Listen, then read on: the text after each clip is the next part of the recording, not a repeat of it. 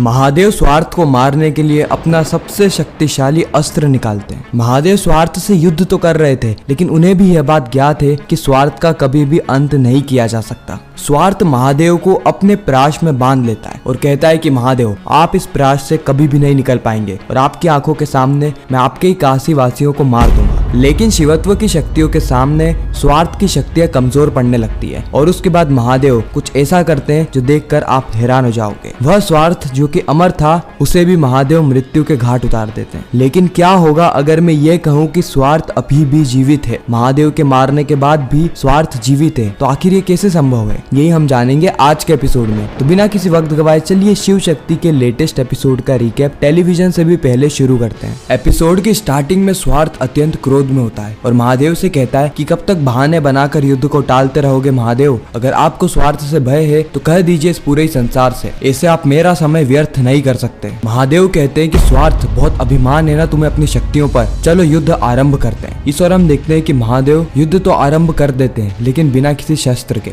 बल्कि वो भस्म को हवा में उड़ाने लगते हैं। स्वार्थ कहता है कि महादेव, आप क्या उपहास उड़ा रहे हैं मेरा? युद्ध आरंभ कीजिए, इस भस्म को क्यों उड़ा रहे हैं? लेकिन महादेव इस वक्त तक भी रुकते नहीं है और इस भस्म को उड़ा उड़ा के एक अस्त्र बना लेते हैं। महादेव कहते हैं कि यही है स्वार्थ की घाट, भस्म का अस्त्र और शिवत्व। शुक्राचार्य कहते हैं कि मूर्ख स्वार्थ, इन सारी चीजों के रूप में महादेव ने तुम्हारे श्रृंगार का मार्ग प्रसन्न किया है। भाग जाओ वहाँ से मूर्ख, भाग जाओ। असुर माता दिति कहती है कि गुरुदेव, वह स्वार्थ है, उसने आज तक किसी की बातें नहीं सुनी, तो वो आज क्या हमारी बातें सुनेगा? गुरुदेव, अब तो हमारे सबसे प्रबल असुर स्वार्थ का भी अंत आ गया, हम क्या करें? कैसे हम स्वार्थ को बचाएं? महादेव कहते हैं कि स्वार्थ का अंत इसी अस्त्र से होगा। यह जीवन नश्वर है और भस्म ही सत्य है, मृत्यु ही सत्य है। नारायण कहते हैं कि स्वार्थ का संहार महादेव आज और इसी वक्त इसी काशी में करेंगे, जिससे कि ये काशी की धरा पवित्र हो जाएगी, पावन हो जाएगी। सदियों सदियों तक महादेव की यह लीला काशी में सुनाई जाएगी। स्वार्थ कहता है कि ये भोलेनाथ, यह तुच्छ सा प्रहार स्वार्थ का कुछ भी नहीं बिगाड़ सकता। स्वार्थ की शक्तियां प्रबल है और स्वार्थ भी अमर है। उसके बाद हम देखते हैं कि स्वार्थ भी अपने अस्त्र को प्रकट करता है और महादेव की तरफ तीर को दाग देता है। उस भस्म के बने हुए तीर और धनुष से महादेव भी स्वार्थ को करारा जवाब देते हैं। स्वार्थ कहता है कि महादेव, आप तो काशी के राजा है ना, तो यहाँ की प्रजा आपके संतान के समान हुई। तो अब देखिए आपकी संतानों के साथ मैं क्या करता हूँ। आपको पीड़ा पहुँचाने के लिए, आपके अंदर स्वार्थ का भय डालने के लिए मैं आपके सारे काशी वासियों को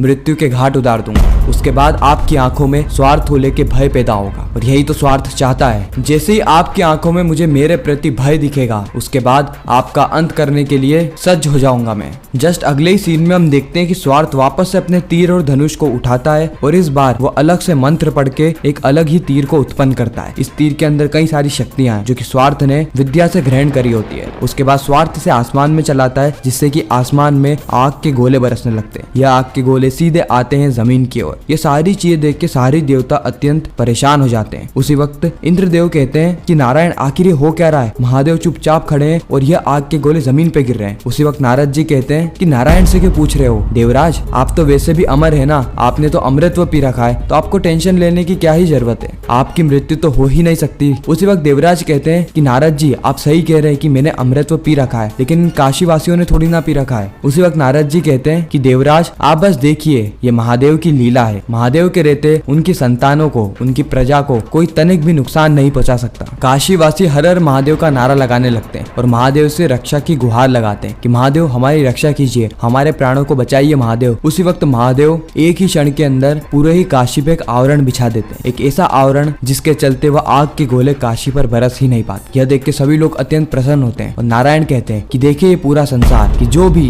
महादेव की छाया में आ जाएगा, शिवत्व को अपना लेगा, महादेव उसकी रक्षा अवश्य करेंगे। महादेव एक ऐसा आवरण बना देंगे जिससे कि कोई भी बाहर की समस्या, दुख, दर्द, पीड़ा उस इंसान के भीतर तक आ ही नहीं पाएगी और वह इंसान सुखमय हो जाएगा। स्वार्थ का अंत भी शिवत्व के हाथों ही होगा, चाहे स्वार्थ अपनी कितनी भी प्रवृत्ति क्यों ना फैला ले। अगर कोई शिवत्व के पास जाएगा, शिवत्व को अपना लेगा, तो उसके बाद स्वार्थ का प्रभाव उस पर बिल्कुल भी नहीं पड़ने वाला है। स्वार्थ की घाट है शिवत्व। इसके बाद हम देखते हैं कि देवी पार्वती महादेव से कह रही होती है कि महादेव, मैं चलती हूँ, आपसे शीघ्र भेंट होगी। उसके बाद देवी पार्वती काशी विश्वनाथ मंदिर में चले जाती है जल को अर्पण करने। इस और हम देखते हैं कि महादेव और स्वार्थ के बीच में युद्ध अभी भी चल रहा होता है, जहाँ पे महादेव और स्वार्थ दोनों ही एक दूसरे पे प्रहार करते हैं। लेकिन महादेव का प्रहार प्रहार सीधे स्वार्थ के हाथों पे लगता है और स्वार्थ का एक भी प्रहार महादेव तक नहीं पहुंच पाता है, जिससे यह बात तो सिद्ध हो जाती है कि महादेव के सामने स्वार्थ की शक्तियां कुछ भी नहीं है। ये स्वार्थ का अभिमान ही था जो कि स्वार्थ को ले डूबा। इस और हम देवी पार्वती को देखते हैं जो कि हर हर महादेव का नारा लगाते हुए सीधे काशी विश्वनाथ मंदिर के अंदर पहुंचती है और महादेव की ज्योतिर्लिंग पे जल चढ़ाने लगती है। जैसे जैसे ज्योतिर्लिंग पे जल चढ़ता है वैसे वैसे ही जो असली रूप में महादेव है उनके ऊपर भी जल बरसने लगता है। यह देख के स्वार्थ कहता है कि पार्वती तुम कितना भी जल महादेव के ऊपर क्यों ना चढ़ा लो, आज विजय तो मेरी ही होगी, आज ही के दिन मैं कर दूंगा शिवत्व का अंत। महादेव आज तो आपको शिव की शक्ति भी नहीं बचा पाएगी। इसके बाद हम देखते हैं कि स्वार्थ अपने शरीर से अपने 5 रूपों को प्रकट करता है और 5 ही रूपों से वो सबसे शक्तिशाली तीर धनुष को हाथ में लेता है और उसके अंदर भी सबसे शक्तिशाली तीर से महादेव की ओर प्रहार करता है। हालांकि महादेव भी प्रहार करते हैं लेकिन महादेव सिर्फ एक ही तीर को नष्ट कर पाते हैं, बाकी के 4 तीर आके महादेव के आसपास गिर जाते हैं, जिससे कि महादेव स्वार्थ के एक प्राश में बन गए थे। जी हाँ, महादेव स्वार्थ के एक प्राश में बन चुके थे। स्वार्थ कहता है कि महादेव आपने अपनी संतानों को, काशी वासियों को तो बचा लिया लेकिन मेरे प्रहार से आप खुद नहीं बच पाए महादेव,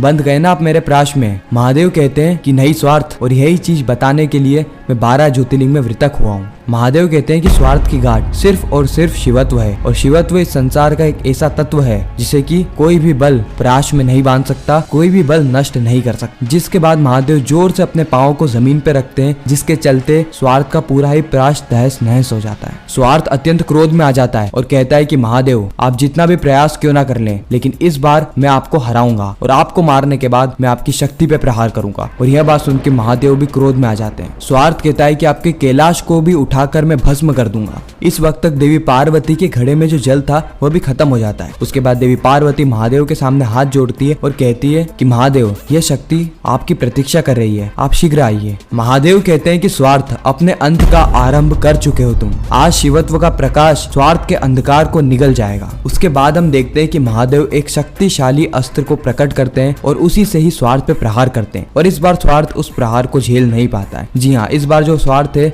वह उस प्रहार से गंभीर घायल हो जाता है और इसी के साथ स्वार्थ का यहाँ पर अंत हो जाता है। मरते मरते भी स्वार्थ महादेव को ललकार रहा होता है और कहता है कि महादेव आपने मेरा तो अंत कर दिया लेकिन मेरी प्रवृत्ति अभी भी जिंदा है, मैं अमर हूँ। भले आपने मेरा शरीर नष्ट कर दिया हो लेकिन मेरी प्रवृत्ति इस पूरे ही संसार में हमेशा फैलती रहेगी। महादेव कहते हैं कि स्वार्थ सही कह रहा है, स्वार्थ का अंत तो हो गया है लेकिन सिर्फ देह रूप में, लेकिन स्वार्थ की प्रवृत्ति कण कण में है, जिससे शिवत्व भी कण कण में है। और यह निर्णय सिर्फ और सिर्फ उस मनुष्य का होगा कि उसे स्वार्थ चुनना है या फिर शिवत्व को चुनना है। स्वार्थ को चुनते ही वह लोभ में आ जाएगा और अपने जीवन को बर्बाद कर देगा, अपने आप से ही जलने लगेगा, अपने आसपास के लोगों से जलने लगेगा। और अगर वो शिवत्व को अपनाएगा तो उसके अंदर प्रेम की भावना उत्पन्न होगी। तो इसी के साथ ये एपिसोड यहीं पर ही खत्म हो जाता है, इस सस्पेंस और ट्विस्ट के साथ कि अब असुर गुरु शुक्राचार्य और असुर माता दीति आगे करने क्या वाली, क्योंकि इनका जो आखिरी खतरनाक असुर था उसका भी अंत हो चुका है। खैर ये सारी चीज हमें पता चलेगी शिव शक्ति के आने वाले एपिसोड में। बाकी आपको यह रिकेप कैसा लगा कमेंट सेक्शन में जरूर बताना। अगर आपको वीडियो अच्छी लगी हो तो वीडियो को लाइक करके चैनल को सब्सक्राइब करके ज्यादा से ज्यादा लोगों के वीडियो शेयर करना ताकि हमारी फिर से मुलाकात हो। हर हर महादेव।